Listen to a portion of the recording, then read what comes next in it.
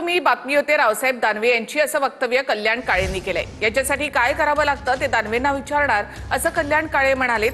तर मी सरपंच पण नाही, पण कामं करतो, त्यामुळे बातमी येते असं दानवे म्हणाले।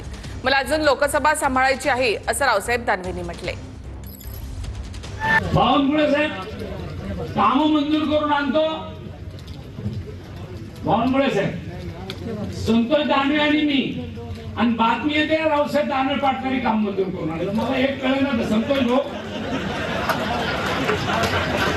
तुमच्या हातात अजून आलं ते कपाटाच्या किल्ल्या दिलेले दिसत नाहीत पूर्णपणे। बातमी मात्र दानवे साहेबांच्या नावाने छापून आली। आता मी म्हणलं याला काय करावं लागतं, मी आज दानवे साहेबांना विचारणार आहे याच्यासाठी काय करावं लागतं। दानवे साहेब की कल्याण काळे आणि संतोष दानवे योजना मंजूर करून आणतात आणि बातमी मात्र तुमच्या नावाने, ठीक काय म्हणतोय मी कोणीच नाही, आता सरपंच मी गावचा, पण पट्ट्या जातो धान धान धान लोक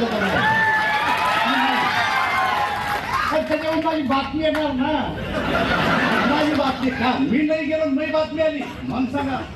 रामराजा रावसाहेब दानवेच्या काळात व्हायला असेल सोनखेड धरणासारखे, तर मला जावंच लागेल, तर मला अजून लोकसभा सांभाळायचा आहे।